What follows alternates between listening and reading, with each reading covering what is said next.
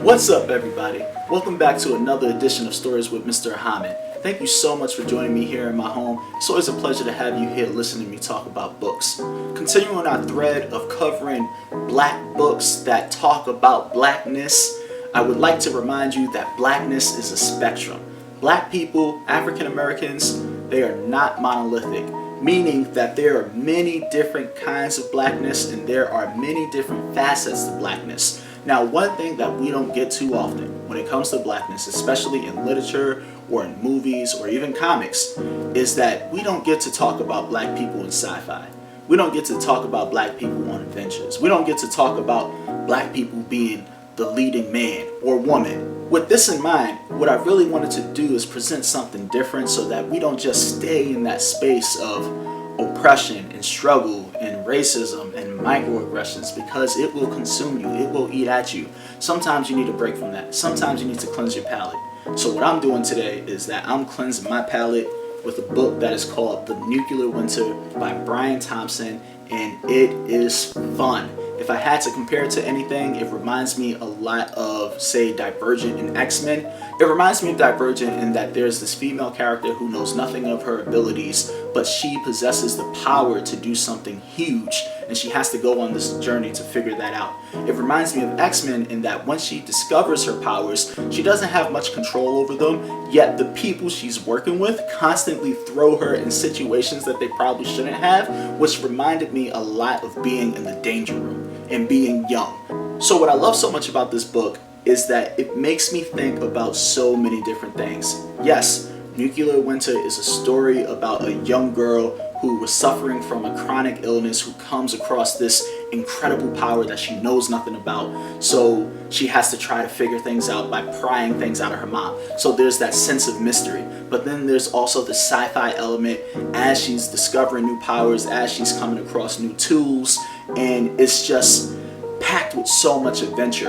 And I have to add, because I didn't know this until way after I read the book actually, is that it's a part of a series. So think about it kind of like how there's Naruto and then Boruto, is that there are a whole group of characters that predate Lucy, like her parents and some other people, and they have their own adventure, and then Lucy has her own adventure here. I think it's really cool. Like, you can read this and not read the others and still get it, but just as I'm about to do, I would encourage you to read the others as well. With that being said, there is so much to enjoy. One of the things that I like about the theme here is that, Lucy is chasing this relationship for her dad the whole time. There's no secret there. That comes up very early on in the book when she is facing the fact that she may be dying from her chronic illness. But even though she's trying to be with her dad the whole time, what the core of this book is really the relationship between Lucy and her mom. So it's a lot like Onward, where the characters are trying to get their dad, but the main character is actually already grateful for having that relationship with his older brother. So the waterworks crazy. Same thing with this book is that Lucy and her mom had this. It's so hard to describe this relationship that they had, where they're kind of at each other's throats, but they're also, deeply in love with each other as a mother and daughter should be. And, that reminded me of books like Leah and the Offbeat, or actually, not gonna lie, of My Wife and Her Mom and how their relationship is. So, while I'm not a young girl myself and I don't know what that's like, I've definitely seen it enough to know that this is well written and that the stuff that's here all happens for a reason and that it works. So don't get too frustrated. Like, the characters are supposed to feel real in that way. Alongside that, I cannot praise this book enough for the action that it has and how well thought out and well realized it is. Like, Lucy comes across these powers that remind me of Jean Grey in the X-Men, where she becomes the Phoenix and she can't control it.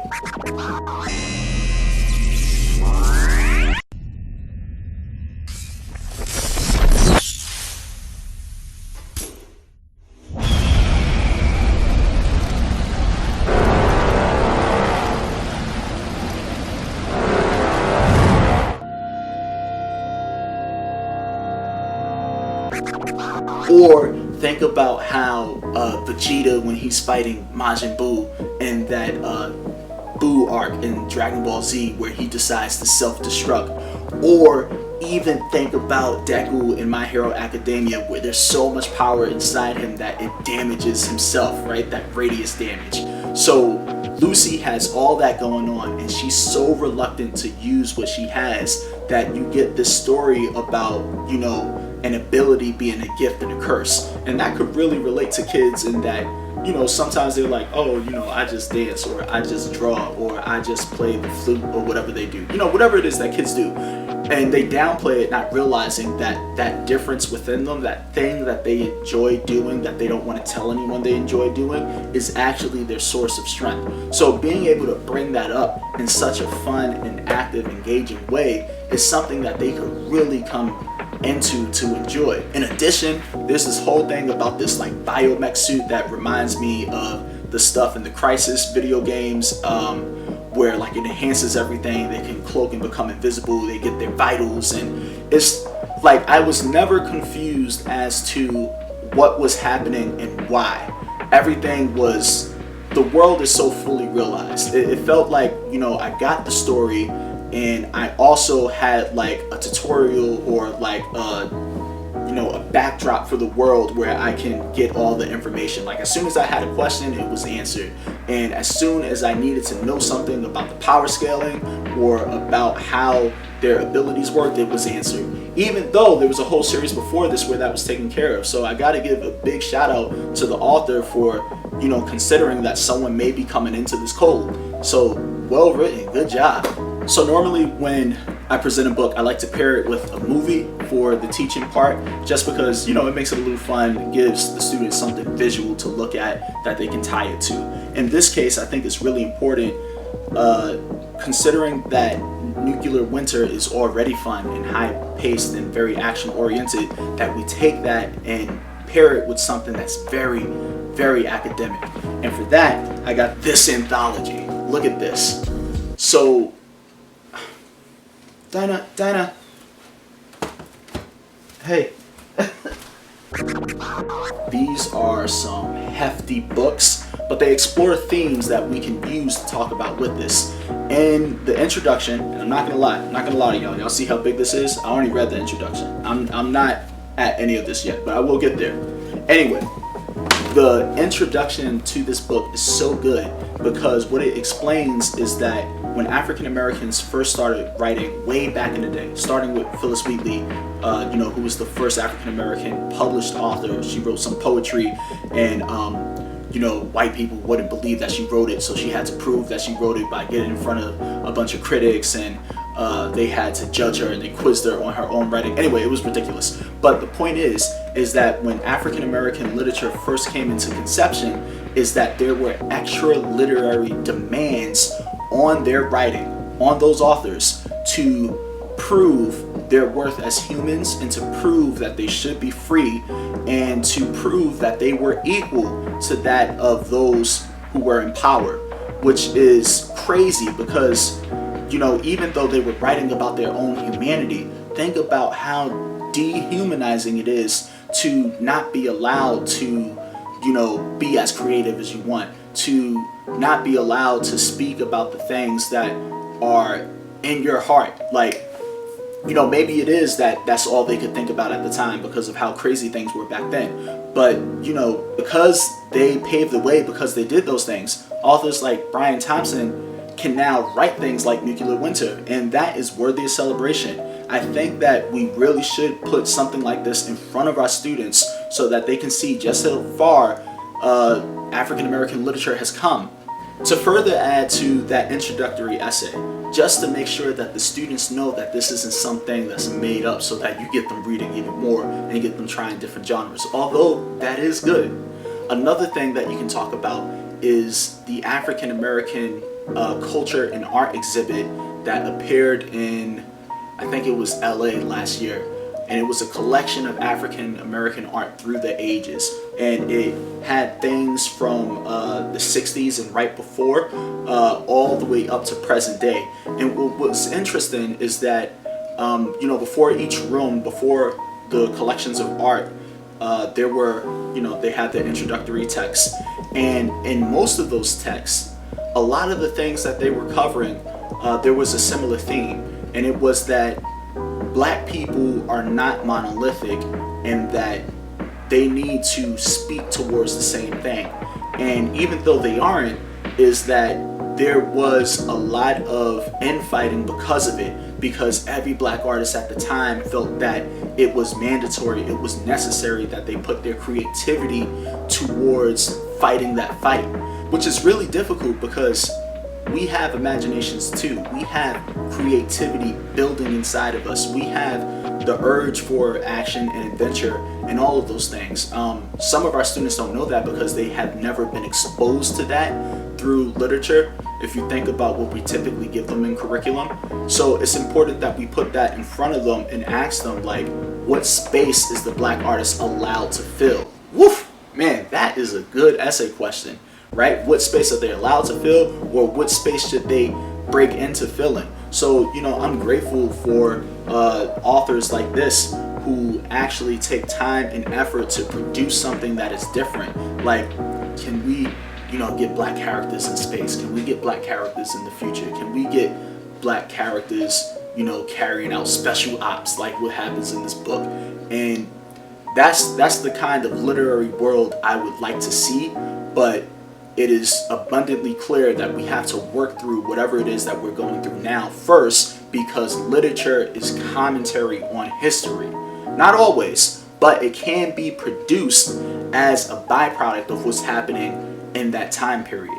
So getting students to understand that is crucial, and using this book to do that is an excellent way to teach it. Now, the last suggestion that I will make in terms of teaching this book will be to have students either create a storyboard or diorama. There was something that I was watching on Corridor Crew. Man, I love Corridor Crew. They were talking about how, when there's an action scene, is that typically it's like, oh, the main character does this, the enemy responds. The main character does this, the enemy responds. And it's just back and forth. And there's no sense of space or geometry. However, when geometry is used as part of the scene and the action, it makes that space feel more real and lived in and feasible so that you can follow the action.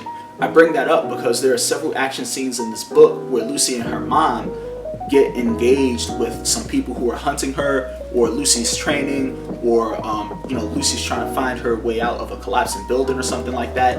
And the way that the sets are written, the set pieces are written in those scenes, really gives you a sense of danger and pace. So if the students really understand that, and you want to challenge them in their understanding of that reading, is that you can have them build the setting and then put tokens in place for where Lucy and her mom and the enemies are at different parts of the scene.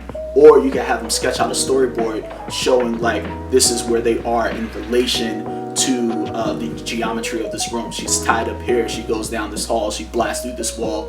Like, have them create a map of what happened. And I think that would be a really engrossing way to show them that writing can be both creative and exhilarating, so that it's something beyond simply writing an essay or making an argument. Like, there's so much more to writing that they don't know about, and I think that you can use this book and that activity to prove that. Look, I can't hide it. I really enjoyed this book. I'm going to get the other 4 that came out before this so that I can get a better understanding of the world that it's in, even though it's well described here.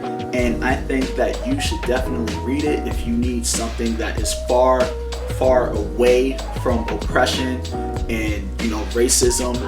It's always good to educate yourself on that, but there's so much more to life, there's so much more to read. And if you would like to teach something like this, hey, it would be great. When's the last time we really did something that was sci-fi, other than, say, 1984, Fahrenheit 451, or Brave New World? If you could really count those, because those are more like dystopian with like sci-fi elements in terms of the tech, in terms of surveillance. But this has got action. It has great relationships. It has some fun dialogue. It is well paced. I'm running out of things to say. I just think you should read it. So go ahead.